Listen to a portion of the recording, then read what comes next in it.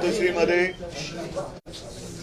बिहारचे लढवय्ये मुख्यमंत्री आणि उपमुख्यमंत्री नितीशजी आणि तेजस्वीजी हे पहिल्या प्रथम आलेले आहेत आणि लढवय्या हा शब्द वापरल्यानंतर इथे त्यांचा येण्याचा हेतू हा आपल्याला सगळ्यांना कळला असेल।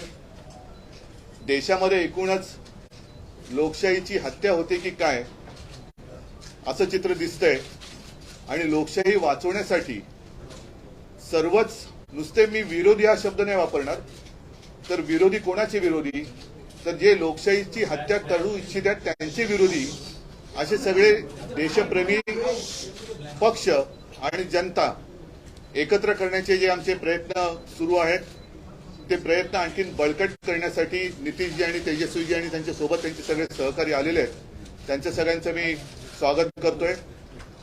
आजच सर्वोच्च न्यायालयाचा निकाल सुद्धा आलेला आहे आणि मला खरंच एका गोष्टीचं समाधान आहे। मी वारंवार असं म्हटलं होतं की सर्वोच्च न्यायालयाचा निकाल हा केवळ शिवसेनेच्या भवितव्याचा नसेल, तर तो आपल्या देशातल्या लोकशाहीच्या बद्दल, लोकशाही जिवंत राहणार की नाही याबद्दलचा असेल।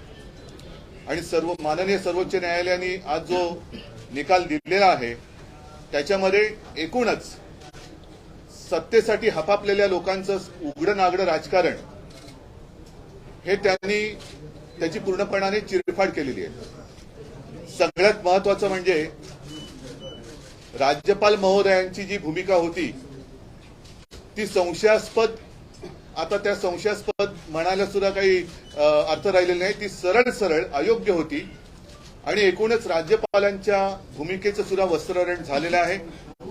मग ते दिल्लीच्या बाबतीत असेल, इथल्या बाबतीत असेल। आणि राज्यपाल ही यंत्रणा ही एक आतापर्यंत आदरयुक्त अशी यंत्रणा होती, पण राज्यपाल यंत्रणेचे धिंडोडे ज्या पद्धतीने शासनकर्ते काढतायत ते बघितल्यानंतर आता याच्या पुढे राज्यपाल यंत्रणा ही अस्तित्वात ठेवावी की नाही हा सुद्धा एक मोठा विचार मला असं वाटतं सर्वोच्च न्यायालयापुढे आपल्याला न्यायला पाहिजे। तूर्त सर्वोच्च न्यायालयाने जो निकाल दिलेला आहे त्याच्यामध्ये राज्यपालांना अधिवेशन बोलवण्याचा अधिकार नव्हता, त्यांनी बोलवण्याची गरज नव्हती वगैरे वगैरे सगळे आता आपण डिटेलमध्ये गेल्यानंतर कळेल। पण अपात्रतेचा निर्णय हा त्यांनी अध्यक्षांवरती जरी सोपवला असला तरी पक्षादेश हा त्यावेळेचा जो पक्ष म्हणजे माझी शिवसेना त्या शिवसेनेचाच राहील। आता अध्यक्ष महोदयांना सुद्धा ह्याच्यामध्ये वेळ न काढता लवकरात लवकर निर्णय घ्यावा याच्यासाठी आम्ही आता मागणी तर करूच, हा एक भाग झाला। लेकिन आज नीतीश जी और तेजस्वी जी आए हैं, मैं आपका स्वागत कर ही रहा हूं और लड़ाई तो आज शुरुआत हो गई है। मैंने जैसे अभी अभी आपको कहा, जब हम अंदर बात कर रहे थे तो एक ज्याला शुभ शकुन असं म्हणतो कि इतने दिनों से हमारी लड़ाई चल रही थी सर्वोच्च न्यायालय में, आज आप भी आ गए और वो निर्णय भी आ गया। इस देश में अब प्रजातंत्र उसकी रक्षा करना हमारा काम है। जैसे सर्वोच्च न्यायालय ने कहा कि अगर मैं रिजाइन नहीं करता, मैं इस्तीफा नहीं देता तो शायद मैं वापस मुख्यमंत्री बन जाता। मैं मेरे लिए नहीं लड़ रहा हूं, मेरी लड़ाई जनता के लिए है, मेरे देश के लिए, मेरे राज्य के लिए है। और भले हम इसके पहले राजनीति में विवाद तो होते रहते हैं, लेकिन एक मत तो हमारा हो गया है कि इस देश को हमें बचाना है, संविधान को बचाया है। और इसलिए आप यहाँ आए हैं, हम मिलकर आप तो पूरे देश में घूम रहे हैं, सबके घर जा रहे हैं, हम सब मिलकर ये जो अपने देश को फिर से एक बार गुलाम बनाना चाहते हैं उनको घर भेजेंगे। और मुझे पक्का भरोसा है पूरी जनता हमारा इंतजार कर रही है। राजीनामा देणं ही चूक झाली असं वाटतं का? नीतीश जी नहीं, तो आपने तो बात बता ही दिया है। हम सब लोग तो आए ही हुए हैं इनसे मिलने के लिए। बातचीत तो होती रहती थी, लेकिन ये तय था कि एक दिन हम लोग आएंगे। इन्होंने आज ही का समय दिया और आज जो इनका मामला था जिसके बारे में जानते ही हैं, इनके साथ जो न्याय हुआ था और जिस तरह से जो फैसला आज आ गया तो बहुत अच्छा हुआ है। अब तो इन्होंने खुद ही बता ही दिया है। और किसी भी प्रकार से, एक तो आश्चर्य की बात है कि पार्टी के नाम को कैसे कोई बदल सकता है। तो इन सब चीजों को लेकर के तो हम लोग सब दिन तो अपनी बात अपना इनके साथ हम लोग रही है, लेकिन अभी जो हम लोग आए हुए हैं उसका मकसद इन्होंने बता दिया। हम लोग चाहते हैं कि पूरे देश में अधिक से अधिक पार्टियां एकजुट हों और मिल करके हम लोग लड़ेंगे। तो आज जो केंद्र में हैं वो पूरे देश के लिए कोई काम नहीं कर रहे हैं और समझ लीजिए इतिहास बदल रहा है। इसलिए इन सब चीजों को देखते हुए अपने देश के हित में और आजादी की लड़ाई हुई और किस तरह से देश आजाद हुआ है और कितना ज्यादा काम होता रहा है पहले से, काम तो करते नहीं। अब आप सब लोग मीडिया के साथ ही हम आपका नमन करते हैं, आपके हम खिलाफ नहीं कुछ बोल सकते, लेकिन हम जानते हैं ना कि आप लोगों के ऊपर भी किस तरह से किया है कब्जा, कि कोई कोई बात तो थोड़ा बहुत आप कह दीजिएगा, लेकिन ज्यादातर वो लोग अपनी तरफ से प्रचार करवा रहे हैं। काम क्या कर रहे हैं देश में बताइए? कहीं कोई काम हो रहा? और अलग अलग राज्यों में दूसरे पार्टी के लोगों ने जो काम किया है उसके बारे में तो उतना चर्चा भी नहीं होता। तो इसीलिए देश के हित में जरूरी है कि भाई देश आगे बढ़े और आपस में किसी तरह का विवाद नहीं होना चाहिए। कोशिश क्या हो रही है? समाज में एक तरह का विवाद पैदा हो और ये नहीं होना चाहिए। सब में एकता, हिंदू मुस्लिम कोई भी जाति के हों, सब में कोई विवाद नहीं होना चाहिए, एकता रहनी चाहिए। तो हम लोग तो यही चाहते हैं कि ज्यादा से ज्यादा पार्टियां एक साथ मिल करके काम करेंगी। और इस बीच में बहुत लोगों से बातचीत हो गई है। आज तो इनसे ऐसे हमारी बातचीत हम लोगों की होती रहती है, आई ही है, आज भी बात करेंगे। अब इसके बाद ये तय होगा कि कब मीटिंग सब लोगों की होनी। तो अभी तो एक राउंड आप जानते ही हैं, पिछले महीने भी हम लोगों ने बातचीत किया और जिस तरह से बातचीत हुई है अनेक पार्टियों से, बहुत लोगों से बहुत अच्छी बातचीत हो गई है। अब उसके बाद आगे जो करना होगा वो हम लोग करेंगे। लेकिन अभी तो आए हैं, बस यही मकसद है इनका और हम लोगों का विचार तो एक ही है ना, भाई देश के हित में काम करेंगे। कोई तरह से जो हमारा पुराना इतिहास है देश का उसको बिल्कुल कायम रखेंगे। तो ये सब चीजों के लिए करेंगे। ये लोग तो अपना कर रहे हैं ना, इन लोग आजादी की लड़ाई से क्या मतलब था, जिनको कोई मतलब नहीं। अब वो सोच लीजिए कितना कोई काम हो रहा है, अपने अपने ढंग से नई नई चीजों का नामकरण कुछ भी होते रहता है। तो एक तो विचित्र बात है। तो इसीलिए जरूरत इस बात की है कि एकदम पूरे देश को एकजुट करना है और आगे बढ़ाना है। तो अगर सभी लोग एकजुट होकर के करेंगे और उनका जब मुकाबला होगा अगले साल के चुनाव में, लोकसभा के चुनाव में, तो खूब अच्छी तरह से सफलता इधर मिलेगी और फिर देश सही दिशा में आगे बढ़ जाएगा। सवाल इसके दो पक्ष। पहला पक्ष यह है, आपने कहा लड़ाई में अपने लिए नहीं लड़ रहा हूँ, मैं जनता के लिए लड़ रहा हूँ। मेरा सवाल यहाँ से इसके दो पक्ष ये है कि पहला तो ये कि क्या अगर आप इस वक्त इस्तीफा नहीं देते तो आज आपकी लड़ाई और ज्यादा मजबूत होकर उभर के सामने आती? पहला मैं मानता हूँ, देखो इसके जिस नजरिया से आप देखते हो, ठीक है, कानूनी तौर पर मैंने इस्तीफा दिया, शायद गलत हो सकता है, लेकिन नैतिकता अगर देखे तो जिन लोगों को मेरे पिताजी ने, मेरे पार्टी ने सब कुछ दिया, वो लोग उठकर मेरे ऊपर उंगलियां उठाए, तो उनके लिए मैं मेरा विश्वास या अविश्वास क्यों जताने की कोशिश करूं? तो ऐसे लोगों को अधिकार ही नहीं है मुझे सवाल पूछने का। जिन लोगों ने मेरे पार्टी से सब कुछ लिया और गद्दारी की, तो गद्दार लोग मेरे ऊपर अविश्वास लाए और उसका मैं सामना करूं, कैसे हो सकता है? ये तो गद्दार लोग हैं। आज तो कोर्ट ने कहा, और मतलब कोर्ट ने गद्दार नहीं कहा, लेकिन ये सारी बातें हैं। आज तो मतलब महाराष्ट्र में आप सरकार ही नहीं है। नैतिकता तो अभी जैसे मैंने नैतिकता का पालन किया, तो अगर इस मुख्यमंत्री में जरा भी कोई नैतिकता होगी तो मुख्यमंत्री उप मुख्यमंत्री ने इस्तीफा देना चाहिए, जैसे मैंने दिया। महाविकास आघाडीमध्ये सुद्धा जे सर्व प्रमुख नेते होते त्यांनी तुम्हाला म्हटलं होतं की राजीनामा देऊ नका, आपण फ्लोअर टेस्टला सामोरं जाऊ। तुम्ही भावनिक राजकारणाला महत्व दिलं नाही, मी असेल तो कदाचित आमच्या घराण्याचा गुण किंवा दोष असेल, पण मी जे आता म्हटलं की ज्या घरानी, ज्या पक्षांनी ज्यांना सगळं काही दिलं, सगळं काही घेऊन सुद्धा जे माझ्या पाठीत वार करायला निघाले, त्यांनी माझ्यावरती अविश्वास आणावा हे मला काही पटलेलं नाही। म्हणजे एक तर स्वतः गद्दार, त्यांनी विश्वासघात त्यांनी केला।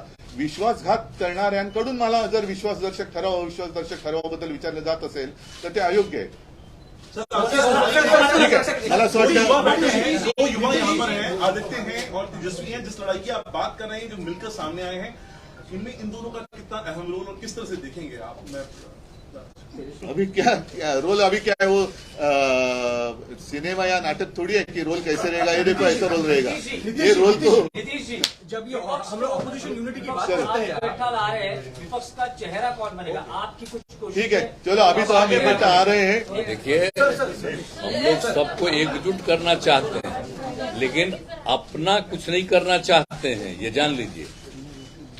हम तो सिर्फ चाहते हैं कि सब एकजुट हों, मिल करके सब लोग लड़े और हम लोग मिल करके पूरा का पूरा सिद्धांत बना के चलें और देश को आगे बढ़ाएं।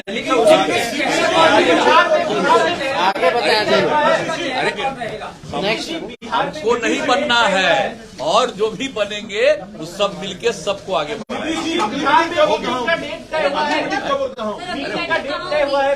आज की तो होने दो, इतना होने आज की बैठक तो अभी बताएंगे, अभी तो बात हो रही है आपस में।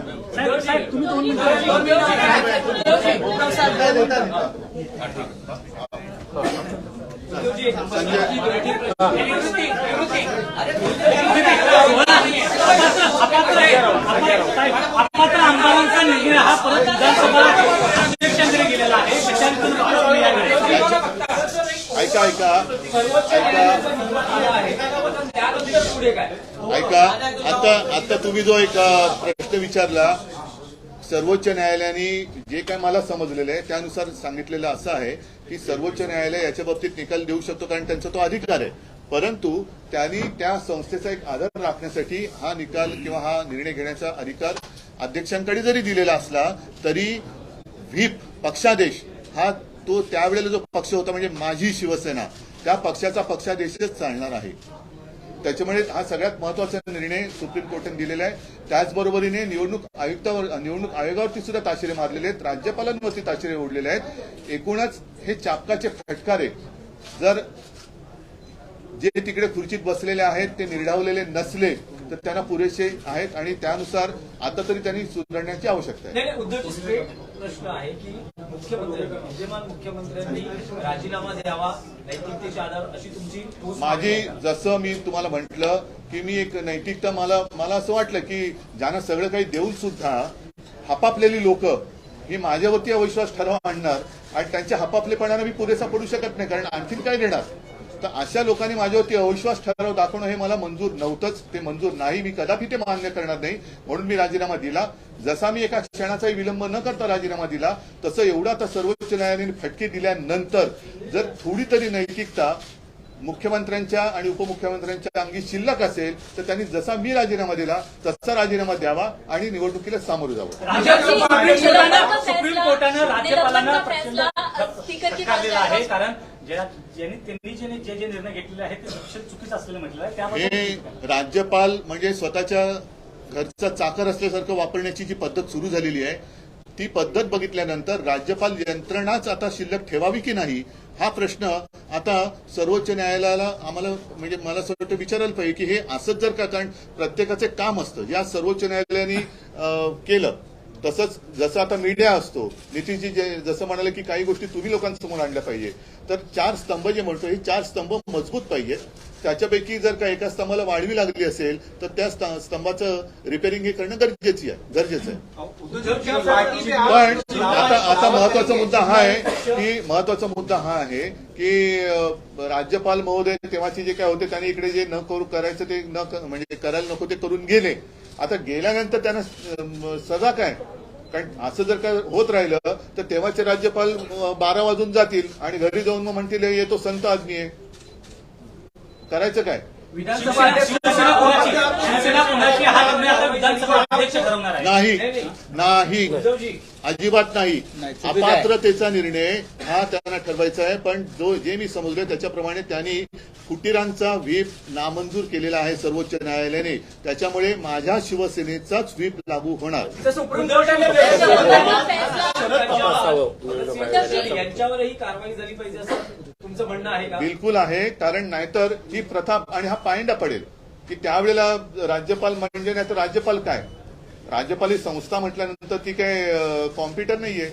त्या व्यक्तीच्या जर का त्याच्या मर्जीप्रमाणे ती यंत्रणा चालायला लागली तर त्या व्यक्तीला किंवा काय जाब हा विचारला गेला पाहिजे, जाब विचारला गेला पाहिजे. नाहीतर तो पायंडा पुढे पडेल. प्रत्येक राज्यपाल हेच म्हणतील की आम्हाला काय आमच्या काळात त्यांचे 12 वाजून जायचंय, निकाल येईपर्यंत आम्ही आमच्या घरी पोहोचलेलो असू. निवडणूक आयोगाने तुमचं चिन्ह काढलं, पण आज कोर्टाने असं म्हटलेलं आहे निकाल देताना की शिवसेना त्यावर कोणी दावा करू शकणार नाही, म्हणजे शिवसेना तुमच्याकडे राहील असं एक नक्कीच आहे. आणि आता चिन्ह आणि पक्षाबाबतीत आमचं आर्ग्युमेंट हेच आहे की निवडणूक आयोगाचं काम हे निवडणूक आयोगाने त्यांच्या चौकटीत केलं पाहिजे. निवडणूक आयोग म्हणजे ब्रह्मदेव नाहीये, राज्यपाल म्हणजे ब्रह्मदेव तर अजिबातच नाहीये. त्यांना आता राज्यपाल मानायची की नाही, ती संस्थाच ठेवायची की नाही, हाच आता एक विचार, त्याची चर्चा झाली पाहिजे. पण निवडणूक आयोग हे निवडणुकीपुरतं मर्यादित असतं. मतांच्या टक्केवारीवरती एखाद्या पक्षाला मान्यता देणं, नोंदणी देणं आणि त्याला निवडणूक चिन्ह देणं हे त्यांचं काम असतं. नाव देणं, नाव काढणं हे त्यांचं काम नाही. आम्ही ते मानणार नाही. कारण निवडणूक शिवसेना हे नाव देताना निवडणूक आयोगाची परवानगी घेऊन बाळासाहेबांनी शिवसेनेची स्थापना केलेली नव्हती. त्याच्यामुळे कदापि शिवसेना हे नाव दुसऱ्याला आम्ही घेऊ देणार नाही. तो निवडणूक आयोगाचा घटनाबाह्य अधिकार आहे. कारण नाव, धनुष्यबाण आणि हे त्या मतांच्या टक्केवारीवरती ठरवण्याचा अधिकार कदाचित किंवा निवडणूक आयोगाला आहे. जसं आता काही पक्षांची राष्ट्रीय पक्ष म्हणून मान्यता काढली ते तुम्ही मतांच्या टक्केवारीवरती नोंदणी करू शकाल, पण नाव नाही काढू शकत.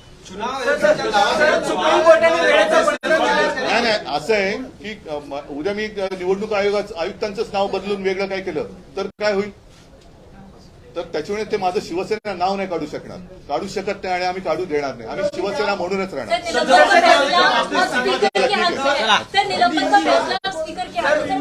शरद पवार नहीं चाहते थे आप इस्तीफा